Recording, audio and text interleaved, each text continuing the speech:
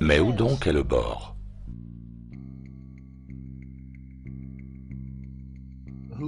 Qui dit qu'il y a un bord et pourquoi supposer qu'il y en ait un? Est-ce parce que lorsque le concept de la Terre plate nous est expliqué, il est toujours présenté de cette manière?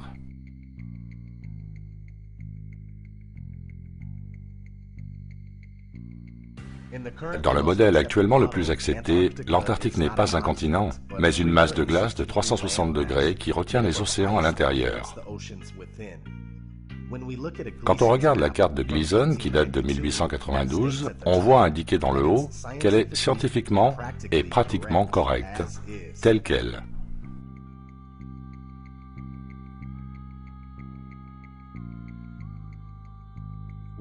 On peut y voir le rebord de glace de l'Antarctique. La carte de Gleason est fondamentalement une projection azimutale équidistante, dont l'origine remonte à l'an 1000. La carte AE est également la carte officielle de l'United States Geological Survey, USGS, ainsi que le logo officiel de l'Organisation des Nations Unies. Le plus ancien globe connu dans le monde date de 1492. Ceci est quelque chose que vous devez garder à l'esprit, car beaucoup de gens soutiennent que la carte de l'azimutal équidistant est juste une version aplatie du globe, alors qu'en fait c'est le globe qui est juste une version arrondie de cette véritable carte plane du monde. Si la carte du monde plat est venue en premier avec la capacité de se convertir en un globe sans aucun problème, alors ceci devrait vous donner une idée de la manière dont la Dupree a pu être réalisée. Maintenant, revenons à la question, y a-t-il un bord ou pas? Il n'y a aucune preuve qu'il y ait un bord, une fois passé le mur de glace de l'Antarctique. Mais il est supposé par beaucoup que le plan sur lequel nous vivons est soit extrêmement étendu, soit sans aucune limite. Dans ces deux scénarios, il est logiquement envisagé que de la masse terrestre a été cachée au grand public.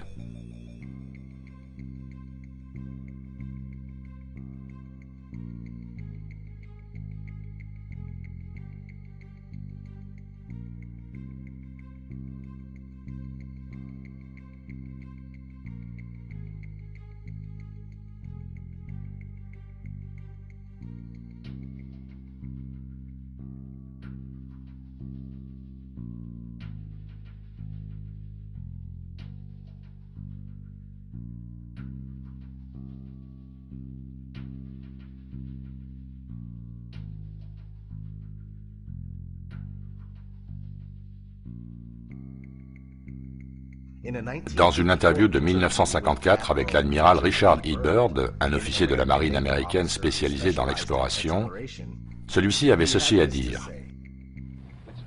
Mais étrangement, il reste dans le monde une zone aussi grande que les US, qui n'a jamais été foulée par l'homme, qui se trouve au-delà du pôle, de l'autre côté du pôle sud, depuis l'Amérique centrale.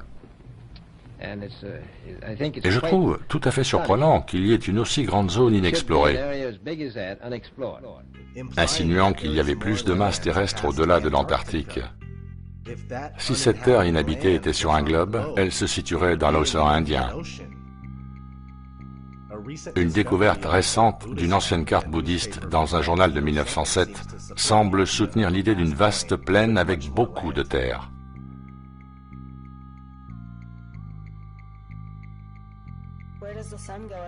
Où le Soleil va-t-il si la Terre est plate?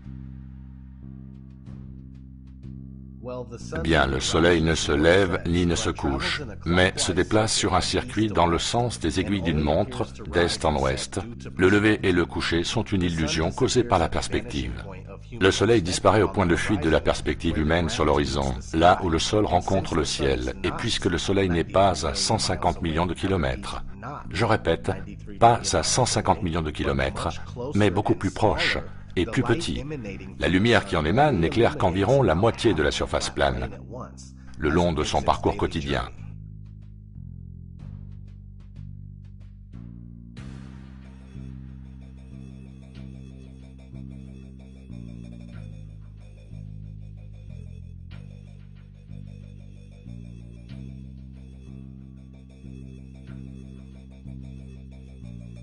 Vous n'avez pas l'impression qu'il vient vers vous?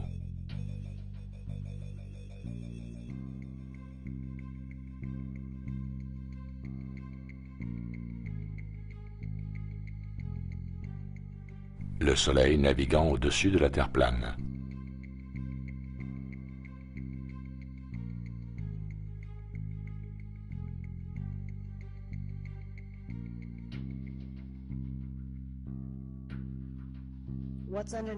Qu'y a-t-il sous la Terre plate? Ceci est évidemment une question à laquelle on ne peut répondre, puisque les bords présumés n'ont a priori jamais été atteints. Mais beaucoup de gens supposent que ronde ou plate, de toute façon, la Terre flotte dans l'espace. Sauf que l'idée de l'espace passe par la fenêtre avec la théorie du globe. De nombreux textes religieux soutiennent une Terre immobile qui a ses fondements là où elle est posée et ses piliers par lesquels elle est supportée. Nous ne le savons tout simplement pas, mais ce que nous savons, c'est qu'elle est évidemment fixe. Ce que nous pouvons dire par notre expérience quotidienne du non-mouvement, ce que nous voyons dans le ciel au-dessus, sont des objets lumineux faisant des cercles autour de nous, juste comme il semble. Quel que soit ce lieu, c'est le centre de toute notre recherche. Certains disent que la Terre est le sol de l'univers. L'hébreu ancien conçoit l'univers comme étant entouré par les eaux du dessus et les eaux du dessous, connues comme la grande profondeur.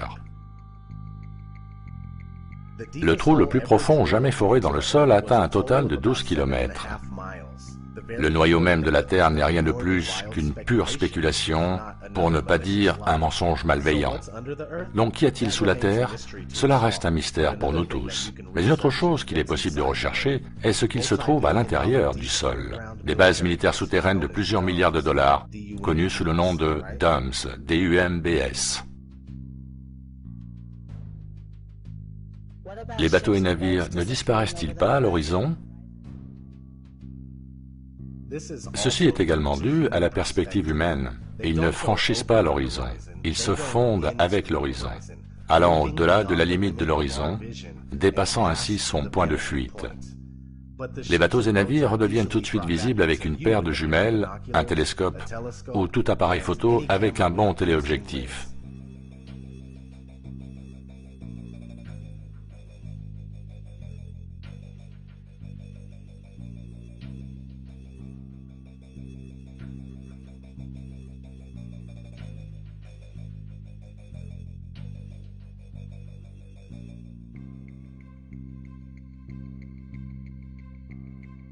Une grande question à se poser est pourquoi n'apercevons-nous pas une rotondité évidente à partir de 36 km d'altitude, alors que beaucoup de gens prétendent que la courbure supposée peut être vue à partir du sol en regardant les bateaux. Cela n'a aucun sens.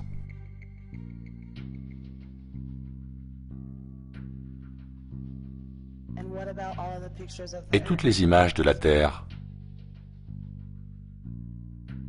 Ce sont toutes clairement des images générées par ordinateur. Ils prétendent que cette photo prise d'Apollo 17 en 1972 est authentique, et que cette instantanée de la Terre en 1975 l'est également. Mais l'employé de la NASA, Robert Simon, nous a donné un aperçu de leur procédé alors qu'il partageait son expérience de la naissance de Marbre Bleu 2.0 en 2002. On le surnomme maintenant Monsieur Marbre Bleu.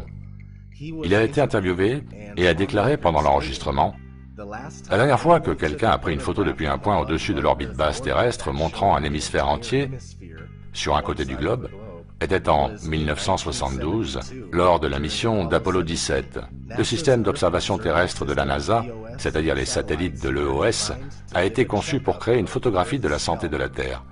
En 2002, nous avons été capables de rassembler suffisamment de données pour créer un aperçu de la planète entière. Donc, nous l'avons fait. En 2002, Marbre Bleu 2.0. Rob Simon, de la NASA, l'a réalisé. Son job est de prendre des photos brutes et d'en faire des images. Voilà ce que c'est. Faire un composite de données brutes provenant de plusieurs instruments pour en faire une image. Donc en fait, on a dû enlever les nuages. Ils ont mis les nuages de côté et ont placé l'océan, qui vient d'un instrument mesurant le phytoplancton dans la mer. Pour un niveau faible, j'ai augmenté le bleu foncé, car il se trouve au milieu de l'océan la plupart du temps. Et pour un niveau plus haut, c'est un peu plus vert brillant. Ensuite, on rajoute les nuages. Mais il y a un léger problème, car il existe un petit décalage entre chaque orbite, donc on les peint. C'est photoshopé, mais on n'a pas le choix. Ensuite, on a un calque pour simuler l'atmosphère. Et puis, il y a cette tache lumineuse, appelée le surligneur spéculaire. C'est la réflexion du soleil sur l'eau. Ça, ce sont les éléments, mais on ne peut pas juste les fourrer tous ensemble. Ça n'est pas réaliste. C'est trop plat, les nuages sont transparents, donc j'utilise beaucoup mon clavier. Il faut de l'art pour créer le monde. Voilà comment je l'imagine. Malheureusement, je ne suis pas un astronaute. Je ne suis jamais allé dans l'espace. Mais j'ai regardé ces images encore et encore pour en comprendre l'essence. C'est photoshopé, mais il faut que ça le soit.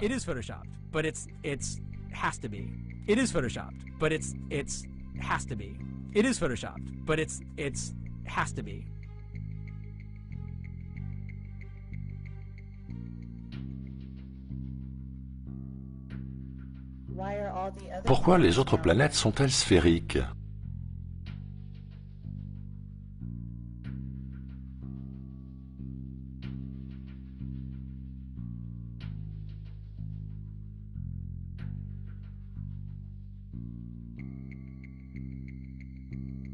Lorsque vous comparez des images d'amateurs prises par des appareils de qualité professionnelle avec des images officielles de la NASA de planètes et d'étoiles, il est clair que les images de la NASA sont toutes générées par ordinateur, tout comme celles de la Terre.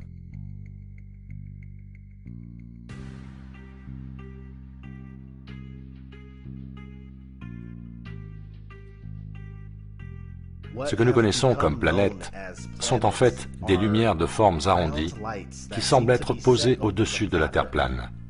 Ces soi-disant planètes et étoiles ne sont pas ce que l'on nous a dit.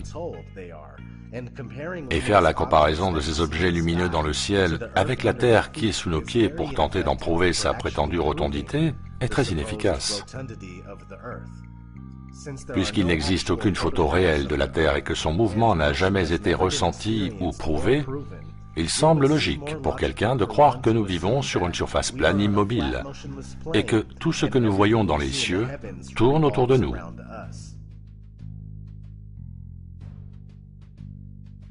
Quid des satellites et du GPS? Aussi fou que cela puisse paraître, les satellites sont un canular. Ne vous êtes-vous jamais demandé pourquoi il n'y a jamais de satellite endommagé ou décrochant de son orbite? Et pourquoi leur fonctionnement n'est pas altéré par les écarts constants de température entre le chaud et le froid? C'est surprenant qu'ils ne fondent pas dans la thermosphère qui est à plus de 2000 degrés. Et quand je me mets à regarder la Lune, je me demande pourquoi nous ne voyons jamais les satellites. Saviez-vous qu'il y a des milliers de kilomètres de câbles de fibre optique au fond des océans, par lesquels transite 90% de la communication globale, Internet, téléphone, etc. Le GPS, lui, fonctionne grâce à des tours cellulaires. C'est un système de triangulation.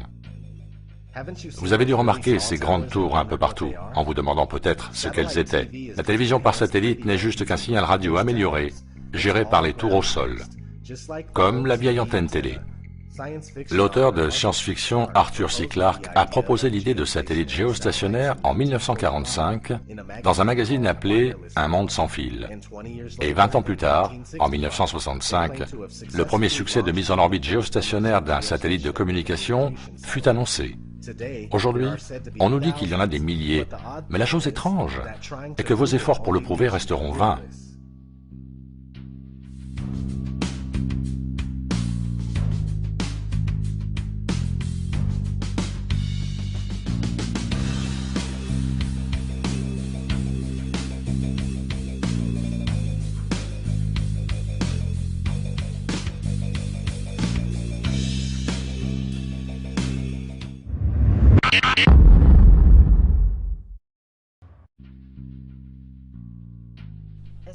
Le cosmos est-il réel?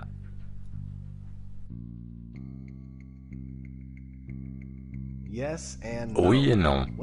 Ce que vous voyez dans le ciel, aussi loin que les étoiles et les objets errants, que l'on appelle planètes, existe. Comment pourrions-nous le nier? Nous ne savons pas ce qu'elles sont réellement, mais elles sont là. Maintenant, ce que l'on nous a dit à propos de l'espace, de ce qu'il est, n'est pas vrai du tout. Tout ce que nous croyons au sujet de ce que l'on appelle l'espace est dû principalement aux films d'Hollywood et d'autres médias, y compris les dessins animés pour enfants. Bien sûr, la propagande de la NASA est la principale responsable. Comme nous venons de le voir, les images de la Terre ainsi que des soi-disant planètes sont toutes générées par ordinateur.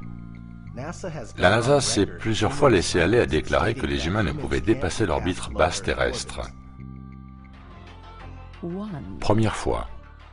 Le prochain vaisseau de la NASA, déjà en cours de réalisation et testé un peu partout aux États-Unis, sera capable de ceci et plus encore. C'est le vaisseau spatial qui va permettre aux humains d'explorer le système solaire. C'est la prochaine grande étape pour la NASA et pour l'exploration. Appelé Orion, ce véhicule d'équipage multitâche de nouvelle génération permettra à l'Amérique d'explorer la zone au-delà de l'orbite basse terrestre. Deuxième fois. Alors qu'on s'éloigne de la Terre, on doit franchir la ceinture de Van Allen, une zone de radiation dangereuse. Mais Orion a une protection. Son bouclier sera mis à rude épreuve alors qu'il va devoir couper au travers des vagues de radiation. Des capteurs en mesureront le niveau afin que les scientifiques les étudient. Nous devons résoudre ces problèmes avant d'envoyer des équipages dans cette région de l'espace. Troisième fois. La NASA prévoit de fabriquer une fusée appelée SLS, qui est un lanceur pour cargo lourd, quelque chose de beaucoup plus gros que ce que nous avons aujourd'hui. Et il sera capable de lancer la capsule Orion avec un équipage à bord et aussi d'autres éléments pour atteindre sa destination au-delà de l'orbite basse terrestre. Pour l'instant, on ne peut que voler qu'à la limite de celle-ci, et c'est le plus que l'on puisse faire. Avec ce nouveau système que nous fabriquons, nous allons pouvoir aller au-delà et, espérons-le, emmener des humains explorer la Lune, Mars, les astéroïdes. Il y a beaucoup de destinations où nous pourrions aller, et nous fabriquons tous ces éléments d'ensemble, pour justement faire ça. Quatrième fois. À l'inverse des programmes précédents, nous sommes en train d'établir une direction avec des étapes spécifiques à réaliser. Au début de la prochaine décennie, une série de vols en équipage seront effectués pour tester et valider les techniques d'exploration que le dépassement de l'orbite basse terrestre exige. L'orbite basse terrestre est censée se situer entre 160 km et 2000 km d'altitude. Le plus drôle est qu'ils nous disent que la Lune est à plus de 320 000 km. Comment avons-nous pu aller si loin dans les années 60-70 si nous ne pouvons pas le faire aujourd'hui? Il y a aussi la Station spatiale internationale, qui, comme tout ce que la NASA produit, n'est juste qu'un autre canular franc-maçonnique, complètement réalisé à l'aide d'effets spéciaux, de maquettes, de piscines, de vols paraboliques et autres tours de passe-passe visuels. Comment la navigation autour du monde est-elle possible sur une Terre plate? Vous pouvez très facilement prendre la direction est ou ouest et finir exactement là où vous avez commencé. La surface de la Terre plate ressemble à une horloge. En fait, les horloges ont probablement été conçues une fois connue la véritable apparence de celle-ci. Si vous vous orientez au compas à l'est suffisamment longtemps, vous finirez par faire un tour complet, de même si vous le faites à l'ouest. Comme nous l'avons déjà vu, c'est la carte de la Terre plate qui a précédé celle du globe, et qui s'est facilement convertie en carte du globe. Donc tout ce que nous pensons faire sur un globe, nous le faisons en fait sur une Terre plate.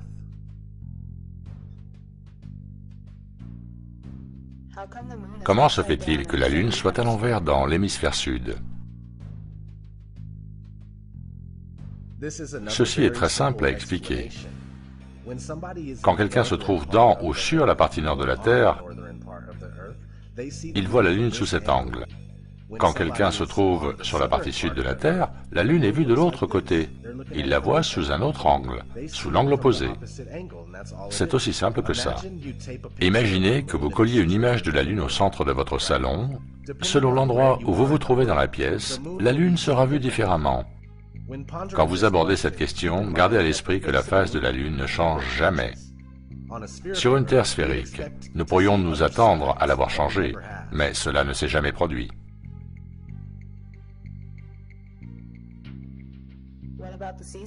Qu'en est-il des saisons?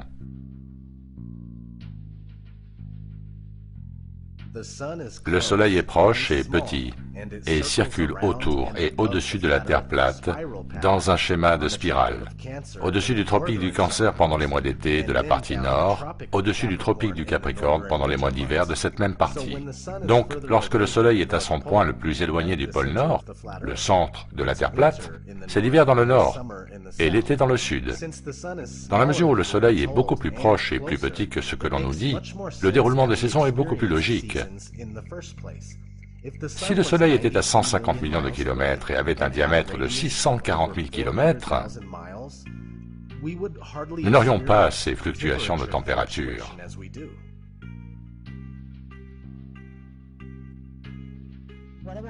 Et qu'en est-il de la gravité?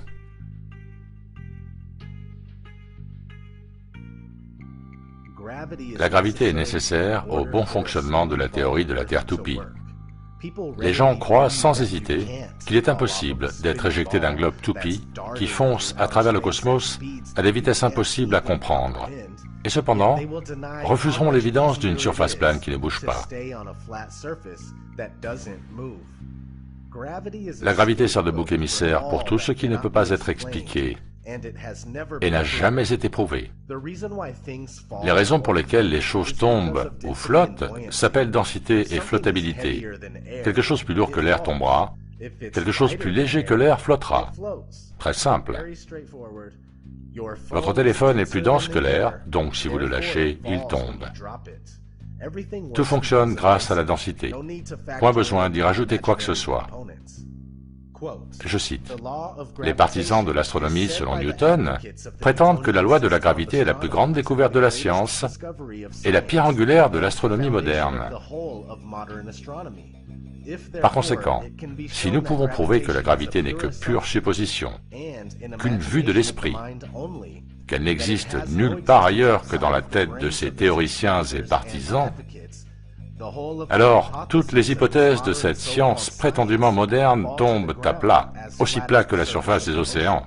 Et cette science des plus exactes, ce magnifique exploit de l'intellect, devient d'un seul coup la plus ridicule des superstitions et l'imposture la plus gigantesque jamais faite à l'ignorance et à la crédulité. » Thomas Kinship, Zététique Cosmogénie.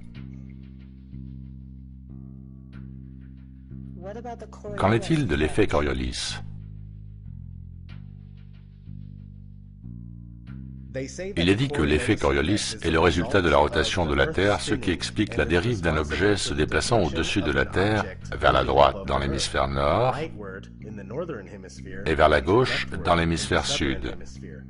Le problème est que les cyclones ou bien l'eau dans un lavabo ne sont pas des éléments toujours prévisibles et sont connus pour tourner dans les deux sens, quel que soit l'hémisphère. Une autre contradiction qui prouve la non-validité de l'effet Coriolis est le fait que les engins volants au-dessus de la Terre n'en tiennent pas compte. Si une balle se déplaçant à 2700 km/h doit tenir compte de l'effet, alors un avion volant à 900 km/h devrait le faire également.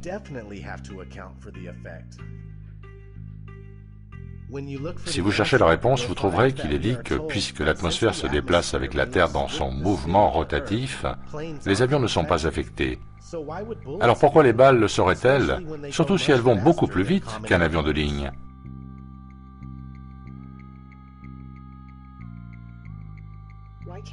Pourquoi ne puis-je pas voir infiniment loin? Ceci est pour les gens qui se demandent pourquoi ils ne peuvent pas voir certaines choses dont ils pensent qu'elles devraient être visibles si la Terre était plate. On m'a souvent demandé pourquoi ne pouvait-on pas voir le mont Everest de n'importe quel point de la Terre. On m'a aussi demandé pourquoi l'Espagne n'était pas visible depuis la côte est de l'Amérique. Bien en dehors d'une opacité créée par la poussière, la rosée, la pluie, le brouillard, la pollution, la fumée, les nuages, la brume, la neige, etc., votre vision est limitée par le point de fuite de votre perception. Jetez un œil sur votre appli météo et cherchez le niveau de la visibilité dans votre région.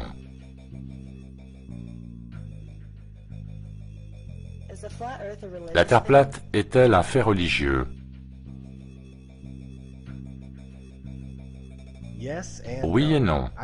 Je dis cela parce que moi-même, je ne suis pas religieux. Plutôt qu'une foi aveugle en quelque chose, je préfère connaître les faits du mieux de mes capacités, et les faits sont que la courbure et le mouvement de la Terre n'ont jamais été prouvés. La Bible, sans aucun doute, supporte la théorie d'une Terre plate et fixe. Le livre d'Enoch, approuvé par la Bible et qui en fait très certainement partie, décrit une Terre stationnaire plate et fermée à grand renfort de détails. Plusieurs civilisations et religions précédant le judaïsme et le christianisme supportent l'idée d'une terre plate et immobile, comme les Babyloniens, les Égyptiens, les Mayas, les Scandinaves, les Hindous, etc. Cette fantastique idée de terre toupie en forme de globe est très nouvelle pour tous les peuples de la Terre. Pourtant, la plupart d'entre nous prend cette théorie pour inébranlable et a été conditionnée pour se moquer de la terre plate quand le sujet est discuté. Religieux ou non, vous pouvez constater la Terre plate par vous-même.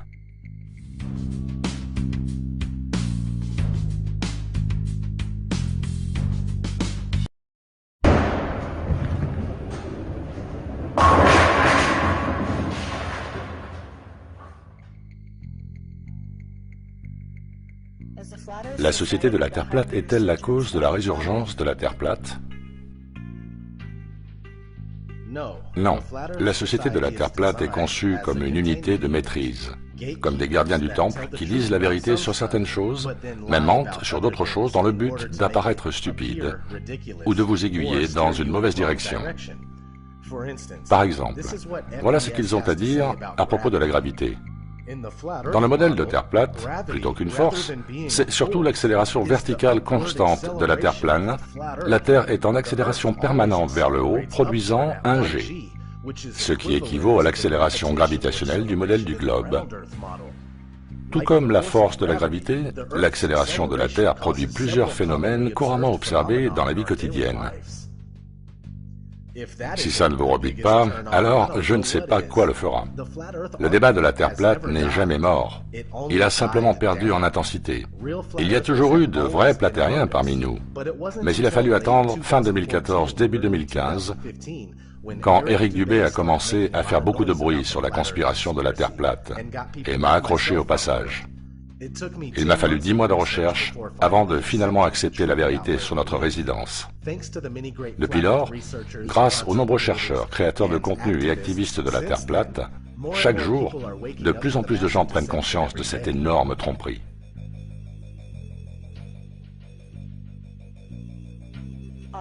Est-ce que les scientifiques, les pilotes et les membres du gouvernement sont dans le coup?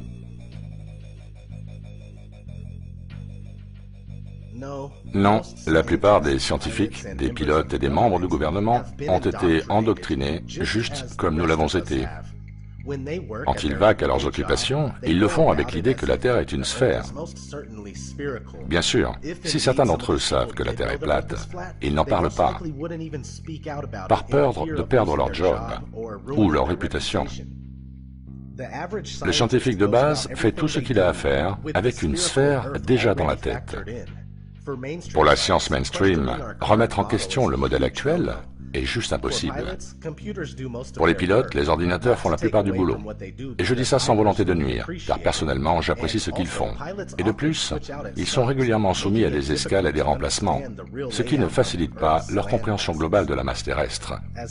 En ce qui concerne les membres du gouvernement et les politiciens, excepté la hiérarchie de la NASA, qui n'est pas du tout issue du gouvernement, il n'est pas risqué de supposer qu'ils ne sont pas au courant et qu'ils ne perpétuent pas ce mensonge en toute connaissance de cause. Comparé à la population mondiale, très peu de gens savent la réalité de la Terre plate.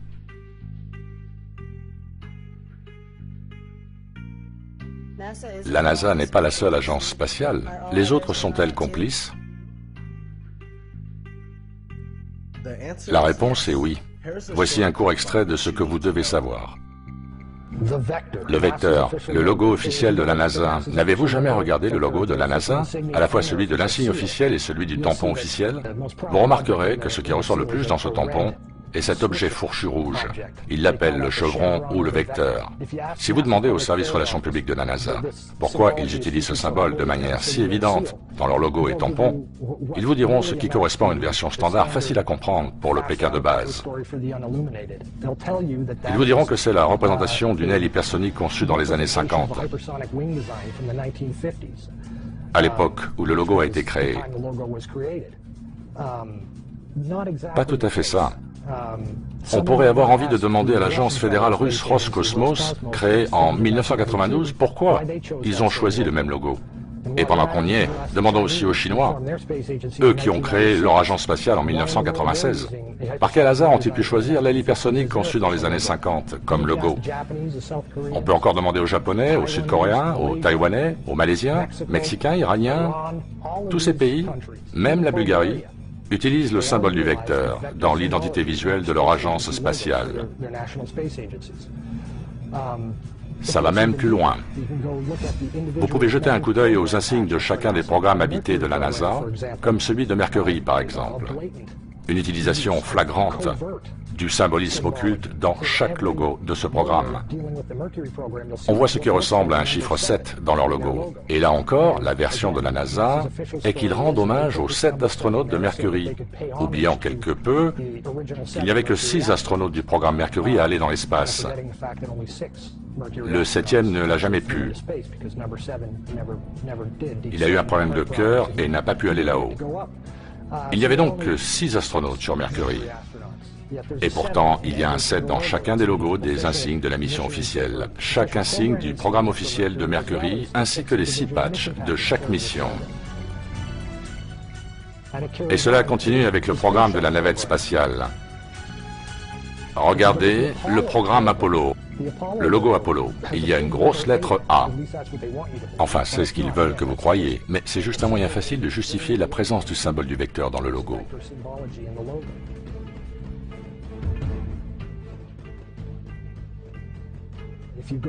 Pour la navette spatiale, le patch original du programme STS Navette Spatiale est un motif triangulaire qui, une fois de plus, masque l'emploi du vecteur ou chevron symbolique.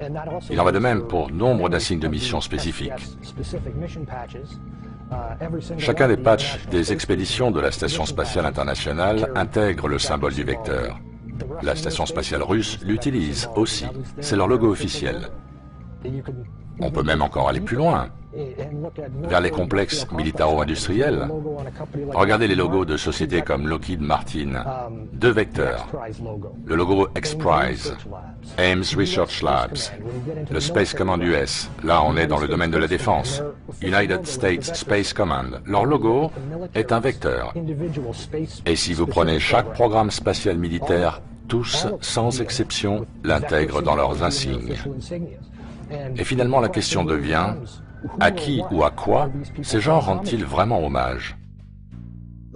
Regardons un lever de terre de la NASA. Et maintenant, regardons celui de JAXA. Vous y croyez?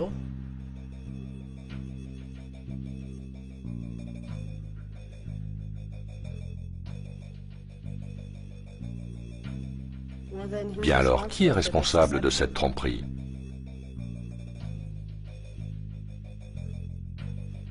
Vous découvrirez que les Jésuites et le Vatican ont toujours été intimement impliqués dans toutes les affaires liées à l'espace, possédant le tout premier télescope et propriétaire à ce jour des plus importants observatoires et télescopes du monde. Les Jésuites ont activement répandu la théorie de l'héliocentrisme pendant 500 ans, tout en enterrant des milliers d'années de cosmologie de la Terre plate. Les Jésuites décident de tous les pouvoirs que nous connaissons et ont été impitoyables dans leur quête de domination du monde depuis des siècles. Peu importe qui doit périr ou ce qui doit être fait pour pouvoir établir un ordre mondial à partir du chaos. Soit ils gouvernent directement, ou bien sont partenaires de gens comme les Rothschild ou de nombreux autres banksters internationaux, de sociétés secrètes comme les francs-maçons et les juifs sionistes, et plus particulièrement les juifs sionistes aux postes clés. Ils règnent sur toutes les agences de l'alphabet et les think tanks gouvernementaux, y compris la NSA, la CIA, le FBI, le Mossad, le KGB, la Table Ronde, le Comité des 300, l'Institut Tavistock, le Lucis Trust Publishing, le groupe Bilderberg et le Council of Foreign Relations, avec également la représentation gouvernementale et législative comme la présidence du Congrès des États-Unis et de la Cour suprême. L'ordre des Jésuites est dit avoir été établi par les Juifs, montrant à nouveau que les Juifs sont derrière certains des plus grands canulaires de l'histoire, y compris l'Holocauste. Les francs-maçons sont eux aussi répartis partout dans le monde pour faire avancer la cause au service des élites Illuminati.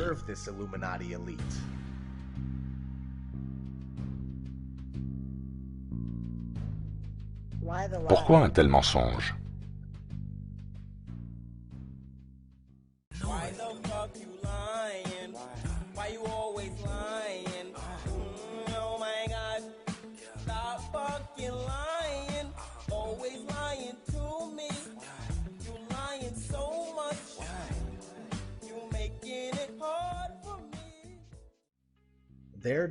Leur volonté est de nous convaincre que nous ne sommes rien de plus qu'une des septillions de planètes fonçant à travers l'espace infini. Septillion? Mais où est-ce qu'ils vont chercher ces chiffres?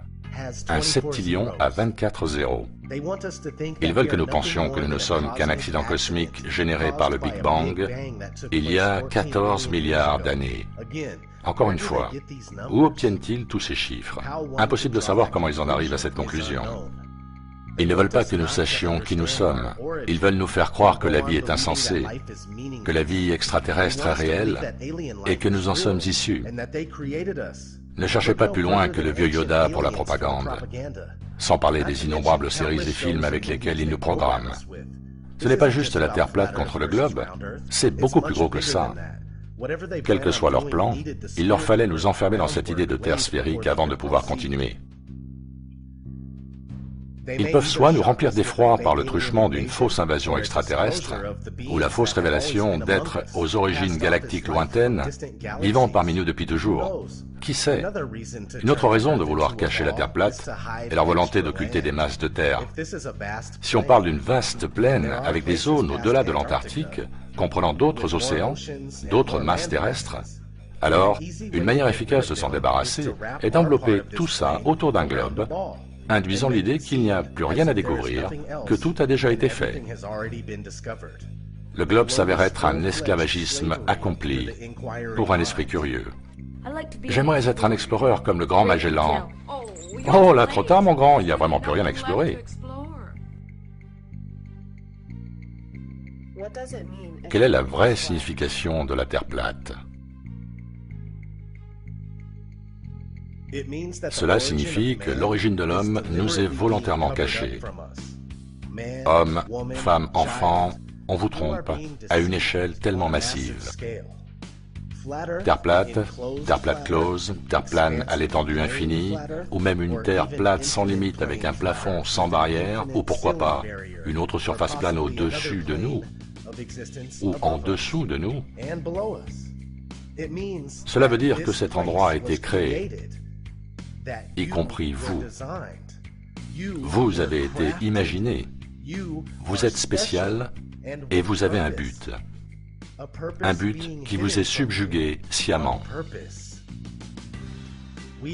Nous sommes censés connaître le monde dans lequel nous vivons et notre raison d'être. Nous avons été mangés tout crus par ce système économique imposé par décret qui exerce un contrôle total sur tout et qui produit notre réalité fabriquée. La plupart d'entre nous sait qu'il ou elle est esclave. Et quoi de surprenant que de tenter de s'échapper à travers les films, les séries télé et les jeux vidéo, qui, de plus, renforcent le conditionnement. Nous ne sommes pas censés vivre comme ça, et la connaissance de la Terre plate est un pas dans ce sens. C'est quelque chose qu'il est impossible de nous enlever. C'est l'énergie dont nous avons besoin pour faire comprendre à ces bâtards que nous ne tomberons pas dans le siphon de l'ignorance. Nous n'accepterons pas leur modèle d'autorité unique qui prétend contrôler tout esprit et toute matière. Ouvrez votre esprit à la Terre plate et libérez-vous de l'emprise du globalisme. Il est temps de nous lever et de décider de notre sort et de celui de notre belle terre. Tout ce que je veux savoir, c'est qui vient avec moi.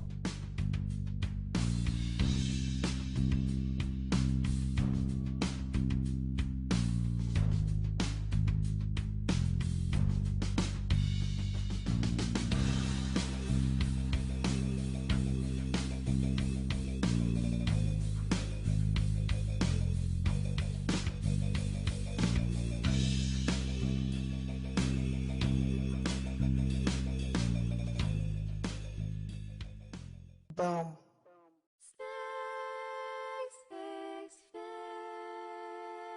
Space may be the final frontier, but it's made in a Hollywood basement.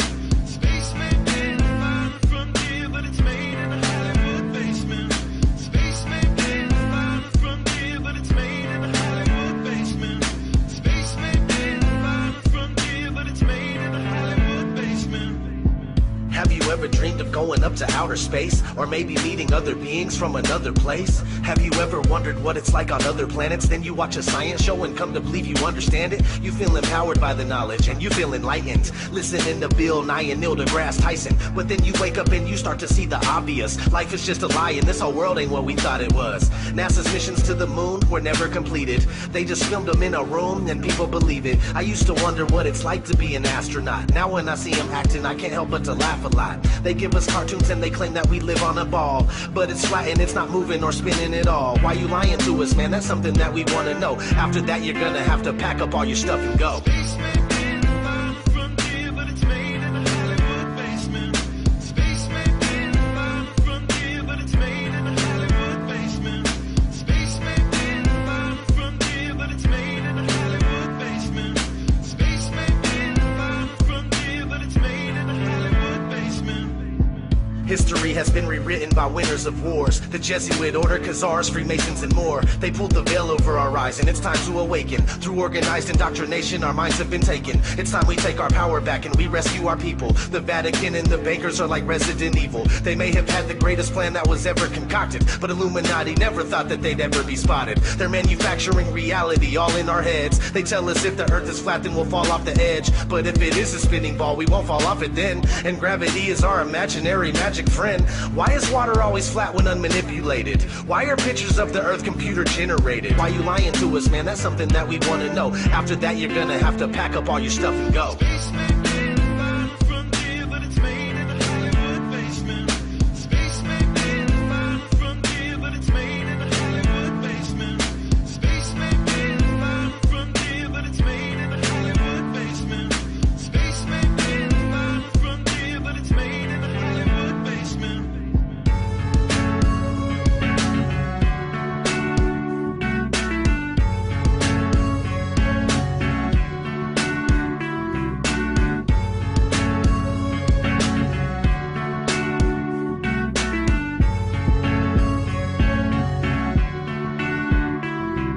the final frontier, but it's made in a Hollywood basement. Space may be the final frontier, but it's made in a Hollywood basement. Space may be the final frontier, but it's made in a Hollywood basement. Space may be the final frontier, but it's made in a Hollywood basement. Cher NASA, il devient clair comme de l'eau de roche que vous et les autres programmes spatiaux en cours agissez de concert pour tromper le monde. De plus en plus de gens se réveillent chaque jour. Et nous sommes maintenant conscients de vos agissements. Mais ce que nous voulons vraiment savoir est... Pourquoi mentez-vous? Sincèrement, moi et le grand peuple de cette terre.